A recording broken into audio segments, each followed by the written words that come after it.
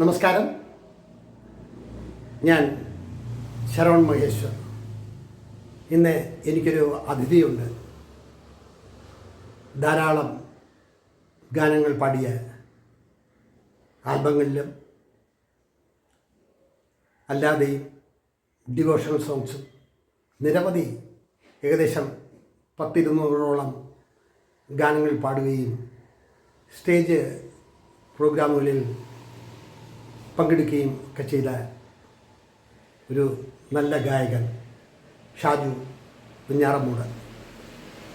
അദ്ദേഹത്തെ ഈയിടയ്ക്കാണ് ഞാൻ പരിചയപ്പെടുന്നത്. എൻ്റെ ഒരു പ്രോജക്റ്റിലേക്ക് അദ്ദേഹത്തെ കൂടി ഉൾപ്പെടുത്തണമെന്നുണ്ട്. നടക്കാം, നടക്കാതിരിക്കാം. മാസ്റ്റർ ബിരുദധാരിയായ അദ്ദേഹം KSRTCയിൽ സ്റ്റേഷൻ മാസ്റ്ററായിട്ട് വർക്ക് ചെയ്യുകയാണ്. സംഗീതത്തിൽ നല്ല അവഗാഹവും സംഗീത സഭയിൽ മുന്നോട്ട് പോകുന്ന ഒരു നല്ല കലാകാരനാണ് ഷാജു. ഇപ്പോൾ എത്ര പാട്ടുകൾ ഒരു ഉദ്ദേശം പാടിയെന്ന് അറിയാം? ഞാനൊരു 25 വർഷമായിട്ട് ഞാൻ സംഗീത ഫീൽഡിലുണ്ട്. അതിൽ ഏകദേശം ഒരു സോളോ ഗാനങ്ങളെന്ന് പറയുമ്പോൾ ഒരു 10-15ഓളം പാട്ടുകൾ പാടിയിട്ടുണ്ട്. അത് കഴിഞ്ഞ് ഡ്യുവറ്റ് ഗ്രൂപ്പ് സോങ്ങുകൾ ഒരുപാട് പാടിയിട്ടുണ്ട്. പക്ഷെ ഞാൻ ഈയിടയ്ക്കാണ് ഷാജുവിൻ്റെ ഒരു സോങ് എതിർച്ചയാണ് കേൾക്കുന്നത്. ഒരു പ്രത്യേക രീതിയിലുള്ള ആലാപന ശൈലി നമ്മുടെ മനസ്സിൽ തങ്ങി നിൽക്കും അദ്ദേഹത്തിൻ്റെ ഗാനങ്ങൾ. അപ്പോൾ ഞാനൊരു തമിഴ് ചിത്രം ചെയ്യാനുള്ള ആവേശത്തിലും പ്രയത്നത്തിലുമൊക്കെയാണ് വൈഗതൻ നദിക്കരയിലെ എന്നുള്ളത്. അദ്ദേഹത്തിനെ കൊണ്ട് പാടിക്കാനൊന്നും ഞാൻ ഗ്യാരണ്ടിയൊന്നും പറഞ്ഞിട്ടില്ല. വാക്കും പ്രവൃത്തിയും ഒന്നാവണമല്ലോ. എങ്കിലും ഒരു പ്രത്യേക ഈണം, ഒരു പ്രത്യേക നാദം, ഒരു പ്രത്യേക സ്വരം, അതാണ് എനിക്ക് ഷാജുവിനോടുള്ള ഒരു ഇഷ്ടം തോന്നാൻ കാര്യം. ഗായകനെന്ന രീതിയിൽ പ്രശോഭിക്കും എന്ന് ഞാൻ കരുതുന്നു. ഞാൻ ആദ്യമായിട്ടാണ് ഷാജുവിനെ കാണുന്നത്. പക്ഷേ ഷാജുവിൻ്റെ കുറേ പാട്ടുകൾ ഞാൻ കേട്ടിട്ടുണ്ട്. ഈ സംഗീത പരിപാടികളിൽ, ഈ ഗാനമേളകളിലൊക്കെ പോകുമ്പോൾ മനസ്സിലുണ്ടാകുന്ന സന്തോഷം എന്തായിരിക്കും? അത് നമുക്ക് പറഞ്ഞറിയിക്കാനാവാത്തൊരു സന്തോഷമാണ്. കാരണം നമ്മുടെ മനസ്സിലുള്ള പാട്ടുകളെ നമുക്ക് കേൾക്കാൻ വന്നിരിക്കുന്നവരുടെ മുന്നിലേക്ക് നമ്മൾ പ്രസൻറ്റ് ചെയ്യുക എന്ന് പറയുന്നത് അവരുടെ ഉള്ളിലേക്ക് ഇത് ഗാനങ്ങൾ എത്തണം. ഞാൻ കൂടുതലും മെലഡി ഗാനങ്ങളാണ് പാടുന്നത്. അപ്പോൾ അത് പാടി ഫലിപ്പിക്കുക എന്ന് പറയുന്നത് ഒരു സ്റ്റേജ് പെർഫോമൻസിന് വളരെയധികം ബുദ്ധിമുട്ടാണ്. പക്ഷെ അതും നമുക്ക് ജനങ്ങളിലേക്ക് എത്തിക്കാനും അവരത് ആസ്വദിക്കാനും കഴിയുന്നു എന്ന് പറയുന്നത് ഒരു വലിയ സന്തോഷം നൽകുന്ന ഒരു കാര്യം. ഒരു 10-15 വർഷമായിട്ട് സംഗീതം പഠിക്കുകയും ഇപ്പോഴും പഠിച്ചുകൊണ്ടിരിക്കുകയും ഒക്കെ ചെയ്യുന്നുണ്ട്. അപ്പോൾ ഞാനൊരു കുസൃതി ചോദ്യം ചോദിക്കാം. ഈ ഗാനമേളകളിൽ പാട്ട് നല്ലതാവാം, പക്ഷെ പാടുമ്പോൾ ആൾക്കാർ കൂകിയാൽ എങ്ങനെയായിരിക്കും മനസ്സ് പ്രതികരിക്കുക? കൂകിയാൽ ആ ഒരു നിമിഷം ഒന്ന് അപ്സെറ്റ് ആവും. പക്ഷേ നമുക്കറിയാം, നമ്മളൊരു ഗാനമേളയ്ക്ക് പോകുമ്പോൾ നമുക്കറിയാം മലയാള ഗാനങ്ങൾ അല്ലെങ്കിൽ മെലഡി ഗാനങ്ങളെ എങ്ങനെയാണ് ആ പ്രേക്ഷകർ ഉൾക്കൊള്ളുന്നത് എന്ന് നമുക്ക്, അല്ലെങ്കിൽ കേൾവിക്കാർ ഉൾക്കൊള്ളുന്നത് നമുക്ക് അറിയാൻ കഴിയും.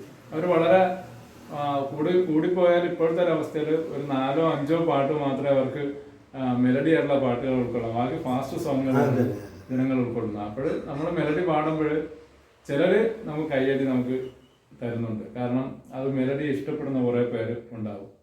ഞാൻ കൂടുതലും പാടുന്നത് പഴയ ഗാനങ്ങളാണ് പാടുന്നത്. അപ്പോൾ പഴയ ഗാനങ്ങൾ ഇഷ്ടപ്പെടുന്ന ഒരുപാട് ആൾക്കാരുണ്ടാവും. പഴയ ഗാനങ്ങളിൽ ഏതെങ്കിലും 2 വരി മോള് കേൾക്കാം.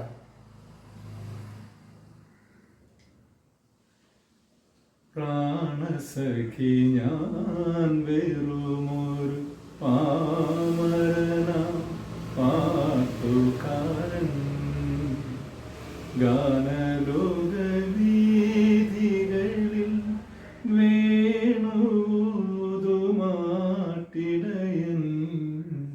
പ്രാണസഖി ഞാൻ. ലേറ്റസ്റ്റ് ആയിട്ടുള്ള ഏതെങ്കിലും? പുതുമയാണല്ലോ എല്ലാവർക്കും ഇഷ്ടം. ലേറ്റസ്റ്റ് ആയിട്ടുള്ള സോങ്ങിൽ ഏതെങ്കിലും ഒന്നിൻ്റെ ഒരു 2-3 വരി ലേറ്റസ്റ്റ് എന്ന് പറയുമ്പോൾ ഇപ്പം ഏതേലും ഇന്നത് വേണമെന്നില്ല, ഏതേലും ഒരു സോങ്. കൊണ്ടോരാം കൊണ്ടോരാം കാവിൽ കൊണ്ടുവാം നിന്നോളാം നിന്നോളാം.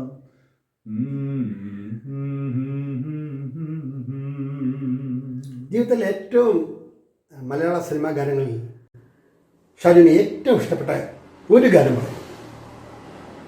ഒരുപാട് പറയുന്നത് ഒരു ഗാനം ആരുടെ ആയാലും കുഴപ്പമില്ല. ജയറാം മാഷിന്റെ പാട്ടുകൾ ഇഷ്ടപ്പെടുന്ന ഒരാളാണ്. എനിക്കെന്നാലും ഏറ്റവും കൂടുതൽ എൻ്റെ മനസ്സിൽ പാഞ്ഞ ഒരു സംഗീത സംഘടന MG ശ്രീനിവാസനാണ്.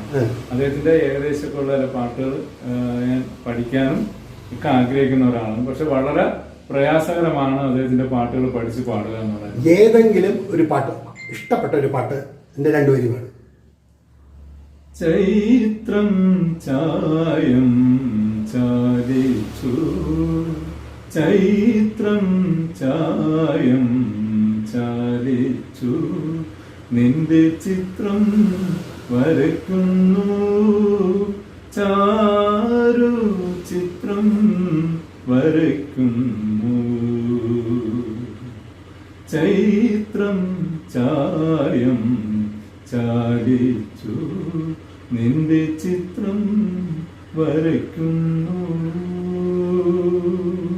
ഏതെങ്കിലും ഒരു തമിഴ് സോങ്ങിന്റെ രണ്ടുപേരും.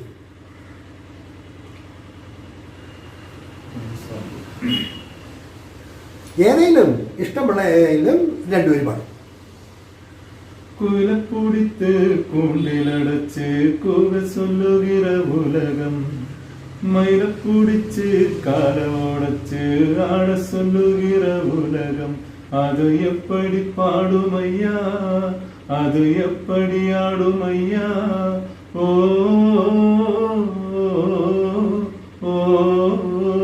ഒരു ഹിന്ദി സോങ്ങിന്റെ രണ്ടുപേരും പാടും. मेरे नैना सावन भादो फिर भी मेरा मन प्यासा फिर भी मेरा मन प्यासा. നന്നായിട്ടുണ്ട്. എല്ലാം നിങ്ങൾ കേട്ടുവല്ലോ. അപ്പോൾ എൻ്റെ വൈകതൻ നദിക്കരയിലെ എന്നുള്ളൊരു സിനിമ ചെയ്യുകയാണെങ്കിൽ ഇദ്ദേഹത്തെ കൊണ്ട് ഒരു പാട്ട് പാടിക്കണമെന്ന് മനസ്സിലാഗ്രഹമുണ്ട്. നടക്കാതിരിക്കുക. അപ്പോൾ എൻ്റെ ഗാനങ്ങളെല്ലാം എഴുതി വെച്ചിട്ടുണ്ട്. പ്രോജക്റ്റ് നടന്നാൽ ചിലപ്പോൾ വിളിക്കും, ചിലപ്പോൾ വിളിക്കില്ല. പക്ഷെ എങ്കിലും നിങ്ങൾക്കും മാർഗിടാം. പക്ഷേ എൻ്റെ മനസ്സിൽ ഒരു നല്ല വോയിസിൻ്റെ ഉടമയാണ് ഷാജു. വിദ്യാസമ്പന്നനും ഇപ്പോഴും സംഗീതം അഭ്യസിച്ചുകൊണ്ടിരിക്കുന്നു. വിനയമാണ് കൈമുതൽ. ഒരുപാട് ഗാനങ്ങൾ പാടിയിട്ടുണ്ടെങ്കിലും ഇന്നും കീർത്തനങ്ങളും ഗാനങ്ങളും ഒക്കെ ആലപിക്കുമ്പോഴും ഞാൻ വലിയ ഗായകനല്ല, ചെറിയ ഗായകനാണ് എന്നുള്ള ഒരു തോന്നൽ അത് തന്നെയാണ് കാലത്തിൻ്റെ മുന്നോട്ട് പോക്കിൽ നമ്മളെ തെളിയിക്കുന്ന നേർവഴി. ഇന്ന് രാവിലെ 11 മണി മുതൽ കാത്തിരിക്കുകയാണ്. സമയത്തിന് കൃത്യനിഷ്ഠയ്ക്ക് മുൻതൂക്കം കൊടുക്കുന്ന ആളാണ് ഞാൻ. എങ്കിലും അദ്ദേഹത്തെ ആദ്യമായി കാണുകയും അദ്ദേഹവുമായി കുറേയധികം സിനിമയെക്കുറിച്ചും സംഗീതത്തെക്കുറിച്ചും ഒക്കെ കേൾക്കുവാനും പറയാനും ഒക്കെ ഇടയായി. ഈ ഗായകന് ഒരുപാട് ചിത്രങ്ങളിലും ജീവിത സഫരിയിൽ മുന്നോട്ട് പോകാനും ഒക്കെ കഴിയട്ടെ എന്ന് ഞാൻ ആശംസിക്കുന്നു. ഇനി എന്നെക്കുറിച്ച് എന്താണ് നിങ്ങൾക്ക് പറയാനുള്ളത്? നല്ലതായാലും മോശമായാലും ഷാജുവിന് തോന്നിയത് നമ്മൾ ആദ്യമായിട്ട് കാണുകയില്ലേ. ഷാജുവിന് എന്ത് തോന്നി എന്നുള്ളതിനെ പറ്റിയിട്ടൊരു 1-2 വാക്കുകൾ. എന്താണ് നമ്മൾ ആദ്യമായി കണ്ട് ഏറെ 2-3 മണിക്കൂറുകൾ സംസാരിച്ചു സിനിമയെക്കുറിച്ചും സംഗീതത്തെക്കുറിച്ചുമൊക്കെ. എങ്കിൽ എന്താണ് താങ്കൾക്ക് എന്നെക്കുറിച്ച് തോന്നിയത്? എന്ത് വേണമെങ്കിലും പറയാം.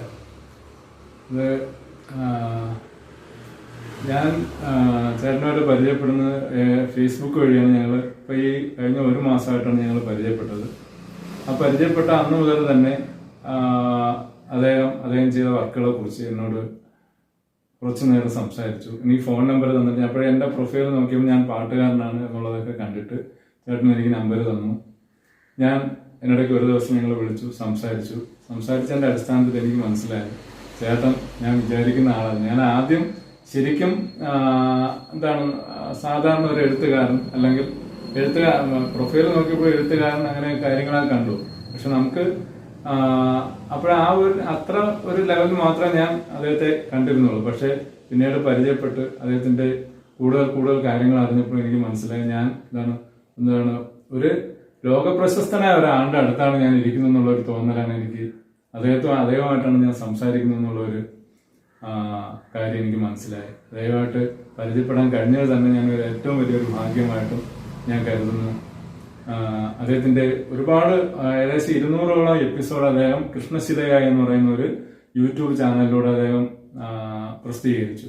അതില് കുറച്ച് എനിക്ക് അയച്ചു തന്നു. അതിലെല്ലാം ഞാൻ കാണുന്നത് അദ്ദേഹത്തിന്റെ ഏറ്റവും വലിയൊരു മഹത്വം എന്ന് പറയുന്നത് നല്ലതിനെയും ചീത്തയെയും ആരുമായിട്ട് ഇന്റർവ്യൂ ചെയ്യുന്നു അവരുടെ നല്ലതും ചീത്തയും എല്ലാം അദ്ദേഹം അതിനകത്ത് പറയുന്നുണ്ട്. തന്റെ മനസ്സിൽ തോന്നുന്ന കാര്യങ്ങളൊക്കെ അദ്ദേഹം പൂർണ്ണമായിട്ടും അത് യൂട്യൂബ് ചാനലിലൂടെ അദ്ദേഹം പറയുന്നു എന്നതാണ് അദ്ദേഹത്തിന്റെ ഏറ്റവും വലിയൊരു പ്ലസ് പോയിന്റ് ആയിട്ട് എനിക്ക് തോന്നിയത്. അത് ഇപ്പോഴത്തെ കാലഘട്ടത്തിൽ അതൊരു വേറിട്ട് നിൽക്കുന്ന ഒരു കാര്യമാണ്. സാധാരണ എല്ലാവരും ഒരാളെ ഇന്റർവ്യൂ ചെയ്ത് കഴിഞ്ഞിട്ട് അവരുടെ മഹത്വങ്ങൾ മാത്രമാണ് ഇതിലേക്ക് പറയുന്നത്. എന്നാൽ ഇതങ്ങനെയല്ല. അദ്ദേഹം അവരുടെ പ്ലസ് പോയിന്റും മൈനസും എല്ലാം പറഞ്ഞ് അദ്ദേഹത്തെ പറയുന്നുണ്ട്. അപ്പോഴത് വേറിട്ടൊരു അനുഭവമായിട്ടാണ് എനിക്ക് തോന്നിയത്. അദ്ദേഹം പരിചയപ്പെടാൻ കഴിഞ്ഞത് ശരിക്കും ഞാൻ എൻ്റെ ഒരു ജീവിതത്തിലെ ഏറ്റവും വലിയൊരു ഭാഗ്യമായിട്ട് ഞാൻ കരുതുന്നു. എന്തായാലും ശരി ഷാജു, പരിചയപ്പെട്ടതിലും ഇങ്ങനെ സംസാരിക്കാൻ കഴിഞ്ഞതിനൊക്കെ വളരെ സന്തോഷം. ഭാവിയിലും ഒരുപാട് ഗാനങ്ങൾ പാടാൻ ഷാജു ഞാറുമുന്നേ കഴിയട്ടെ എന്ന് പറഞ്ഞുകൊണ്ട് ഇവിടെ നിർത്തട്ടെ എൻ്റെ വാക്കുകൾ. നന്ദി, നമസ്കാരം.